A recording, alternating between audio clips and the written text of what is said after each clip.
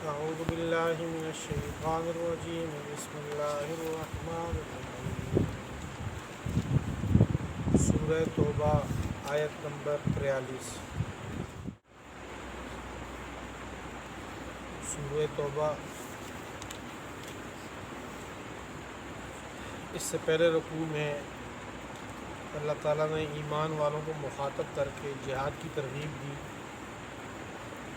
اور یہ فرمایا تھا کہ یا ایھا الذین آمنوا ما لکم اذا قیل لکم انفروا فی سبیل اللہ اثاقلتم الی الارض۔ اے ایمان والو، جب تمہیں جہاد کا کہا جاتا ہے تو زمین پر کیوں بھاری پڑ جاتے ہو، زمین کی طرف کیوں گر پڑتے ہو؟ اور پھر ارشاد تک انفروا خفافا وثقالا، کہ اب ہلکے ہو، بوجھل ہو، سامان ہے نہیں ہے، آپ نکلو اللہ کے راستے میں۔ اور ساتھ ہی اللہ جل شانہ نے فرمایا تھا پچھلے رکوع میں الا تنفروا يعذبكم عذابا الیما، اگر تم اللہ کے راستے میں نہیں نکلو گے، اللہ کی دین کی خاطر نہیں نکلو گے، اللہ تمہیں عذاب دے گا۔ اور وَيَسْتَبْدِلْ قَوْمًا غَيْرَكُمْ، اللہ تعالیٰ اس دین کی خدمت کسی اور سے لے گا، تمہیں تبدیل کر دے گا۔ اور ساتھ اللہ جل شانہ نے کل کا جو واقعہ تھا اس میں غار ثور کا، کہ اللہ تعالیٰ نے ہجرت کے موقع پر اپنے پیغمبر کی مدد کی ہے۔ اللہ تعالیٰ ویسے بھی مدد کر سکتے ہیں، ان کو تمہاری ضرورت نہیں ہے۔ علماء نے لکھا ہے کہ یہ جو وَيَسْتَبْدِلْ قَوْمًا غَيْرَكُمْ، آپ جو موجودہ صورتحال دیکھیں، اس وقت جو 1 ارب سے زیادہ مسلمان ہیں اور 57 ملک ہیں اسلامی، حالانکہ دین کی ابتدا مکہ سے ہوئی تھی، عربوں سے ابتدا ہوئی تھی، لیکن اس وقت دین کی اگر خالص تصویر ہے تو یہ بر صغیر پاک و ہند کے اندر ہے، اور یہیں سے لوگ جو ہے علماء جاتے ہیں، طلباء باہر سے آتے ہیں، دین سیکھتے ہیں، تبلیغ کی محنت ہے۔ تو اللہ تعالیٰ نے یہ کام اب یہاں سے دین کا کام کیا، تو عربوں کو اب چھوڑ دیے۔ اس طرح وہ ہے مسلمان ہیں، ہمارے بھائی ہیں، لیکن جس طرح دین کا کام ان سے لینا چاہیے تھا اللہ تعالیٰ نے ان سے نہیں لیا۔ اگر ہم بھی اب اللہ کے دین کے لیے استعمال نہیں ہوں گے، نہیں نکلیں گے، تو اللہ تعالیٰ ہمیں چھوڑیں گے، اللہ کسی اور سے کام لیں گے۔ علامہ اقبال رحمۃ اللہ علیہ نے ان کے بارے میں کہا تھا، مولانا احمد علی لاہوری رحمۃ اللہ علیہ کے بارے میں، بہت بڑے شیخ التفسیر تھے، بہت بڑے علماء کے استاذ ہیں، یہ بہت زیادہ ہزاروں علماء ان کے شاگرد ہیں، تفسیر اپنی لکھی ہے، ساری زندگی انہوں نے لاہور میں خدمت کی تھی، پاکستان بننے سے پہلے کی وہاں پر، تو اس کی قرآن پاک کی۔ یہ ایک سکھ کے بیٹے تھے،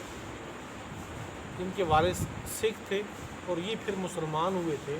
علامہ اقبال رحمۃ اللہ علیہ ان کے بارے میں کہتے تھے کہ اللہ تعالیٰ نے یہاں کے ہزاروں سیدوں کو چھوڑ کے سکھ کے بیٹے سے دین کے کام لیے، اپنے قرآن پاک کا کام۔ چونکہ یہ جو آیات چل رہی ہیں، میں نے آپ کے سامنے عرض کی کہ اب یہاں سورہ توبہ کے آخر تک مسلسل یہ غزوہ تبوک کے حالات کے متعلق اور خصوصاً منافقین کے جو کردار تھا اس کے متعلق گفتگو ہو رہی ہے، ہوگی اس میں۔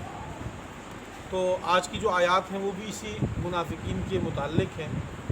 کہ کل ہم نے پڑھا تھا کہ منافقین اللہ کے نبی کے پاس آتے، اور بلکہ آج کی آیتیں کہ اس میں اجازت لیتے۔ اللہ کل فرمایا تھا کہ لو کان عرضا قریبا وسفرا قاصدا لاتبعوک، اگر وہاں مال ملنے کی امید ہوتی، مال غنیمت کی، اور سفر مشقت وغیرہ کم ہوتی تو یہ آپ کے پیچھے چل پڑتے، لیکن چونکہ سفر بھی دور کا تھا اور مال غنیمت کی امید بھی نہیں تھی تو آپ سے یہ لوگ چھٹی لیتے رہے، اجازت لیتے رہے۔ منافقین آ کر آپ صلی اللہ علیہ وسلم کے سامنے عذر پیش کرتے کہ جی فلانی مجبوری ہے، فلانی مجبوری ہے، تو آپ صلی اللہ علیہ وسلم باوجود اس کے کہ جان لیتے کہ اصل مسئلہ کیا ہے۔ ظاہر بات ہے کہ پیشانی کے اوپر لکھا ہوتا کہ بھئی کیا مسئلہ ہے اس بندے کا، یہ حقیقی مسلمان ہے یا نہیں ہے، تو آپ صلی اللہ علیہ وسلم محسوس کرنے کے باوجود اس کو نہ جتلاتے کہ آپ کا اصل مسئلہ کیا ہے،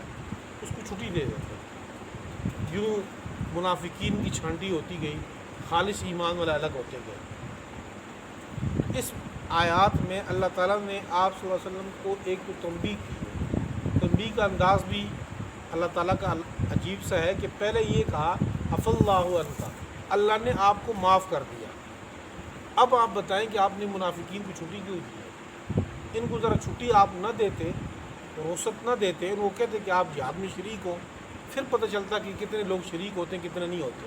اب تو یہ لوگ باہر جاتے ہیں، آپ سے اجازت لیتے ہیں، بہانے بناتے ہیں، اور باہر جا کر وہ کہتے ہیں کہ مجھے خود پیغمبر نے کہا، آپ صلی اللہ علیہ وسلم نے ہمیں خود کہا کہ آپ نہ جاؤ، تو ہم کیسے جا سکتے ہیں؟ تو یہ بہانے بنا کر لوگوں کو بتاتے ہیں۔ آپ ذرا تھوڑا سا صبر کرتے، ان کو اجازت نہ دیتے،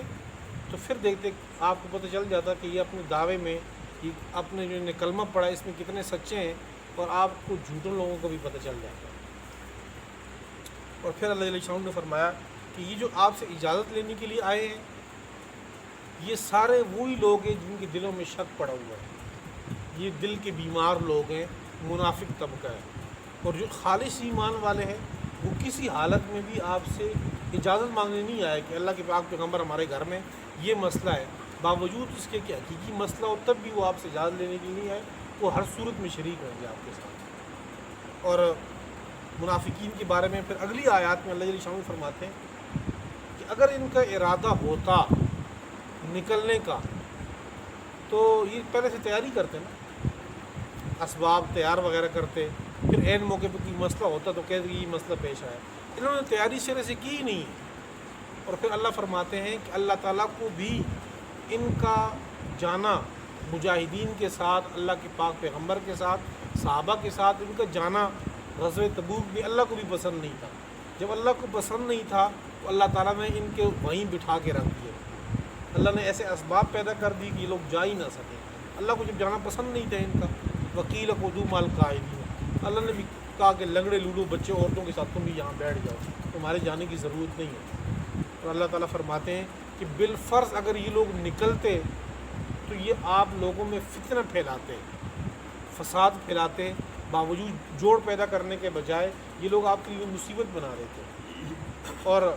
دوسری بات، وفیکم سماعون لہم، یہ آپ کے لشکر میں بیٹھ کے جاسوسی کرتے، یہ جاسوس ہیں دشمن کے۔ اللہ تعالیٰ نے ان کو پیچھے رکھ دیے کہ یہ لوگ آپ کے ساتھ جائے ہی نہ۔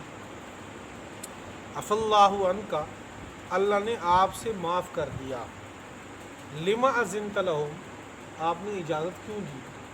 ان کو، یعنی ان منافقین کو اجازت کیوں دی؟ حتیٰ یتبین لک الذین، یہاں تک کہ واضح ہو جاتا آپ کے لیے وہ لوگ صدقوا جو سچے تھے، وتعلم الکاذبین، اور آپ جان لیتے جھوٹوں کو کہ اپنے دعوے میں جھوٹے کون سے۔ لا یستأذنک الذین، نہیں اجازت مانگتے آپ سے وہ لوگ، یؤمنون باللہ، جو ایمان لائے اللہ پر، والیوم الآخر، آخرت کے دن پر، ان یجاہدوا، کس بات سے اجازت نہیں مانگتے؟ ان یجاہدوا باموالہم، یہ کہ وہ جہاد کرے اپنے مالوں کے ذریعے، وانفسہم، اپنے آپ کے ذریعے، یعنی خود جان مال کے ساتھ جہاد کرنے سے وہ اجازت نہیں مانگتے۔ واللہ علیم بالمتقین، اللہ خوب جانتے ہیں متقیوں کو۔ انما یستأذنک الذین، سوائے اس کے نہیں آپ سے اجازت لیتے ہیں وہ لوگ، لا یؤمنون باللہ، جو اللہ پر ایمان نہیں رکھتے، والیوم الآخر، آخرت پہ ان کا ایمان نہیں ہے، وارتابت قلوبہم، ان کے دل شک میں مبتلا ہے، فہم فی ریبہم یترددون، پس وہ لوگ اس شک کے اندر متردد ہے، گھوم رہے اسی شک کے اندر۔ ولو اراد الخروج، اگر یہ لوگ نکلنے کا ارادہ کرتے، لأعدوا لهم عدۃ، تو اس کے لیے کوئی تیاری کر کے رکھتے، ولکن کرہ اللہ بعاثہم، لیکن اللہ تعالیٰ نے ان کے اٹھنے کو ناپسند کیا، فثبتہم، تو اللہ نے ان کو روک دیا، وقیلا، اور کہا گیا بزبان حال کہ اقعدوا، رہ جاؤ، ٹھہر جاؤ تم، مال قائدین، بیٹھنے والوں کے ساتھ، بیٹھنے والوں کے ساتھ تم بھی بیٹھ جاؤ۔ علماء فرماتے ہیں جو آیت ہے، ولو اراد الخروج لأعدوا لهم عدۃ، اگر یہ لوگ نکلنے کا ارادہ کرتے تو اس کے لیے کوئی تیاری تو کرتے۔ اس سے علماء نے یہ مسئلہ نکالا ہے کہ اگر ایک بندہ دینی کام کے لیے کوئی نیت کرتا ہے اور اس کے لیے بھرپور تیاری کرتا ہے اور اس کے بعد اس سے وہ کام رہ جاتا ہے تو اس پہ پھر گناہ نہیں ہے۔ مثال کے طور پر ایک بندہ ہے، وہ صبح کی نماز کے لیے اٹھنا چاہتا ہے کہ بھی صبح کی نماز باجماعت پڑھوں کہ صبح کی نماز پڑھ لوں، اس کے لیے وہ اپنے گھر والوں سے بھی کہہ دیتا ہے کہ آپ جو ہے جاگ جاؤ تو مجھے جگا دینا، الارم بھی لگا دیتا ہے اور خود اٹھنے کی نیت بھی کرتا ہے۔ اس کے بعد اگر وہ بندہ یعنی سویا رہ جائے اور نماز کے لیے نہ اٹھ سکے، نماز قضا ہو جائے، تو علماء فرماتے ہیں امید ہے کہ اس سے وہ گناہ جو ہے اس کا نماز کی قضا کا وہ نہ ہوگا، اس کے لیے اس نے اپنی طرف سے بھرپور تیاری کی ہے، اس کے بعد اس سے رہ گئی ہے۔ لیکن ایک بندہ جو ہے وہ نہ تو اس کے پاس اسباب مہیا ہے اور ویسے کہتے جی مجھے تو صبح آنکھ نہیں کھلتی، اب آپ کے پاس الارم بھی ہے، موبائل بھی ہے، اٹھ سکتے بھی ہیں، اذان بھی آواز بھی آتی ہے اور بھی بہت سی چیزیں ہیں، لیکن اس کے باوجود جو ہے ایک بندہ نہیں اٹھتا اور کہتے کہ جی میری آنکھ نہیں کھلتی، تو صرف آنکھ نہ کھلنے کا یہ بہانہ پھر نہیں مانا جائے گا۔ یہ جیسے کہ دوسری مثال آپ رکھ لیں کہ اب قربانی کے دن ہے، اب بندہ پہلے سے ہی جو ہے وہ تیاری نہ کرے اور سر پہ عید آ جائے اور پھر عید کے دن وہ دوڑے جانور دیکھنے کے لیے اور پھر کہ جی جانور تو ملتا نہیں ہے، جی اب میں کیا کروں، قربانی اس سے ویسے رہ جائے۔ آپ پہلے سے بھرپور تیاری کرو، پیسے رکھو، آپ تیاری کرو، اس کی تلاش کرو، پھر نہ ملے تو پھر مسئلہ الگ۔ لو خرجوا فیکم، اگر وہ نکلتے تمہارے ساتھ، یہ منافق طبقہ اگر تمہارے ساتھ جہاد میں نکلتا، ما زادوکم الا خبالا، نہ زیادہ کرتے تمہیں سوائے فساد کے، تم میں سوائے فساد کے اور کوئی اضافہ نہ ہوتا۔ وَلَأَوْضَعُوا خِلَالَكُمْ، اور یہ لوگ دوڑاتے گھوڑے تمہارے درمیان، یبغونکم الفتنہ، فتنہ تلاش کرنے کے، یہ فتنہ تلاش کرتے تمہارے درمیان کہ کسی طریقے سے مسلمانوں کے درمیان پھوٹ ڈالی جائے۔ وَفِيكُمْ سَمَّاعُونَ لَهُمْ، اور تمہارے درمیان ان کے جاسوس ہیں، سماعون لہم، ان کے جاسوس ہیں۔ واللہ علیم بالظالمین، اللہ خوب جانتے ہیں ظالموں کو۔ لقد ابتغوا الفتنة من قبل، اس سے پہلے بھی یہ لوگ فتنہ تلاش کرتے رہے، تحقیق اس سے پہلے بھی یہ فتنہ تلاش کرتے رہے، یعنی آپ صلی اللہ علیہ وسلم کی مخالفت کر کے فتنہ ہی تلاش کرنا ہے۔ وَقَلَّبُوا لَكَ الْأُمُورِ، اور آپ کے لیے معاملہ بالکل پلٹ دیتے تھے، معاملہ بالکل برعکس بیان کرتے، حتیٰ جاء الحق، یہاں تک کہ حق آ گیا، واضح ہو گیا، وظہر امر اللہ، اور اللہ کا امر آ گیا، وہم کارہون، اور یہ اس کو ناپسند سمجھتے۔ یہ منافقین ہر حالت میں واقع کارروائی کرتے اور اس کے بعد الٹ آ کر بیان کرتے، جسے سورہ منافقون 28ویں سپارے کا شان نزول ہے کہ منافقین نے آپس میں یہ بیٹھ کر ایک منصوبہ سا بنایا کہ ہم جب جائیں گے واپس مدینے میں تو ہم لَيَخْرُجَنَّ الْأَعْزُّ مِنْهَا الْأَذَلُّ، کہ نعوذ باللہ یہ صحابہ اور پاک اللہ کے پاک پیغمبر نعوذ باللہ یہ ذلیل ہیں، ہم ان کو مدینہ سے نکالیں گے، ہم عزت والے ہیں۔ اور جب معاملہ اللہ کے پاک پیغمبر تک پہنچا، اس صحابی رسول نے پہنچایا، تو پھر معاملہ آ کر برعکس بیان کر دی کہ نہیں جی یہ بات ہماری سمجھا نہیں ہے، ہم نے کچھ اور بیان کرنا چاہا۔ وَمِنْهُمْ مَنْ يَقُولُ اُذَلِّي وَلَا تَفْتِنِّي أَلَا فِي الْفِتْنَةِ سَقَطُوا وَإِنَّ جَهَنَّمَ لَمُحِيطَةٌ بِالْكَافِرِينَ۔ مفسرین نے لکھا ہے کہ بنو سلمہ کے ایک سردار تھے، جد ابن قیس نام تھا ان کا، تو یہ پکے منافق تھے اور صلح حدیبیہ میں بھی یہ شریک تھے۔ جس وقت آپ صلی اللہ علیہ وسلم بیت رضوان میں صحابہ سے بیعت لے رہے تھے، وہ بیری کے درخت کے نیچے، جس کو قرآن پاک میں اللہ تعالیٰ نے ذکر کیا کہ ید اللہ فوق ایدیہم، کے نیچے پیغمبر کا ہاتھ ہے اور درمیان میں صحابہ کا ہاتھ، اور اللہ فرماتے ہیں ان ہاتھوں کے اوپر میرا ہاتھ ہے۔ اور حضرت عثمان رضی اللہ تعالیٰ کی خون کے متعلق یہ بیت رضوان ہوئی تھی، تو اللہ کے پاک پیغمبر فرماتے ہیں کہ اللہ تعالیٰ نے اس میں سب صحابہ جو موجود تھے اس کی بخشش کر دی ہے، سوائے اس شخص کے جو ایک موجود تھا، اور وہ اس شخص کے بارے میں کہا کہ جد ابن قیس، یہ اس وقت بیت رضوان میں شریک نہیں ہوا اور اپنا اونٹ ڈھونڈ رہا تھا، کہتے میرا اونٹ گم ہو گیا، تو اپنا اونٹ تلاش کر رہا تھا۔ کسی نے اس کو کہا کہ وہاں پر اللہ کے پاک پیغمبر بیعت کر رہے ہیں صحابہ سے، آپ بھی شریک ہوں۔ اس نے کہا جی بیعت کرنے سے مجھے کیا ملے گا، میں تو اپنا اونٹ تلاش کروں، مجھے وہ زیادہ ضروری ہے، تو یہ شریک نہیں ہوا۔ غزوہ تبوک کے موقع پر یہ آیا اور آ کر آپ صلی اللہ علیہ وسلم کو یہ کہا کہ اللہ کے پاک پیغمبر آپ کو پتہ ہے کہ میرا دل بہت نرم ہے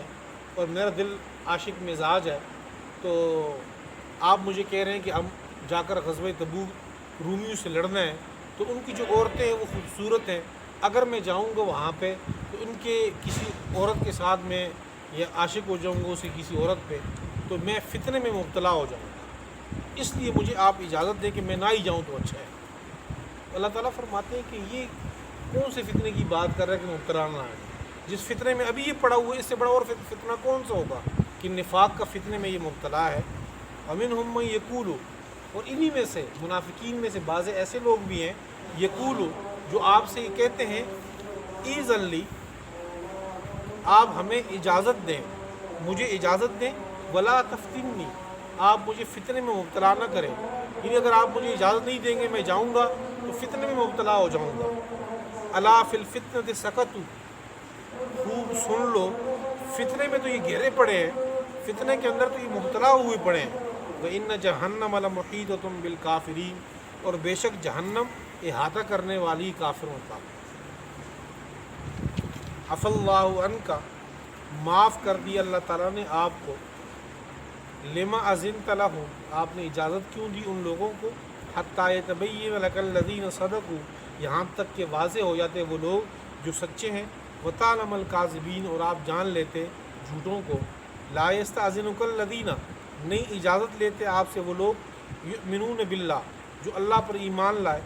والیوم الآخر، اور آخرت کے دن پہ، ان یجاہدوا باموالہم، یہ کہ وہ اپنے مال کے ساتھ، وانفسہم، اپنے آپ کے ساتھ، اپنے مال اور جان کے ذریعے جہاد کریں۔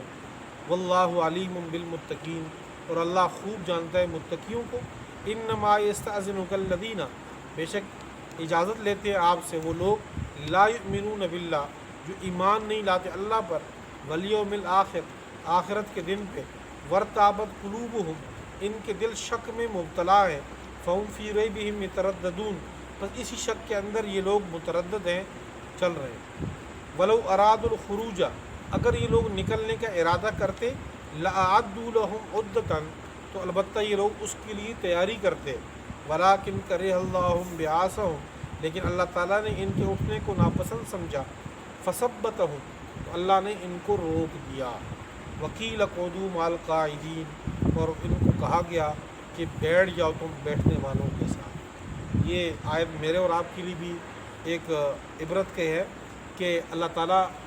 یہ نہیں، جو لوگ مسجدوں کو نہیں آتے وہ یہ نہ سمجھے کہ ہم اپنی خوشی سے نہیں آتے، بلکہ یوں سمجھے کہ اللہ تعالیٰ اس کے آنے کو پسند ہی نہیں کرتے۔ جب اللہ تعالیٰ نہیں پسند کرتے تو فثبتہم، اللہ ان کو روک دیتا ہے۔ نیک اعمال کی توفیق مل جانا یہ اللہ تعالیٰ کی طرف سے ایک بڑی نعمت ہے، اور توفیق سلب ہو جانا یہ اللہ تعالیٰ کی ناراضگی کی نشانی ہے۔ لو خرجوا فیکم، اگر یہ لوگ نکلتے آپ کے ساتھ، ما زادوکم، نہ زیادہ کرتے آپ لوگوں کو، الا خبالا، سوائے فساد کے، ولاوضعوا خلالکم، اور البتہ یہ دوڑاتے تمہارے درمیان گھوڑے، یبغونکم الفتنہ، تلاش کرتے فتنہ، وفیکم سماعون لہم، اور ان میں تمہارے درمیان ان کی جاسوس ہیں، واللہ علیم بالظالمین، اور اللہ خوب جانتا ہے ظالموں کو۔ لقد ابتغوا الفتنة من قبل، البتہ تحقیق فتنہ تلاش کرتے رہے اس سے پہلے بھی، وقلبوا لک الامور، اور آپ کے لیے معاملے بالکل الٹ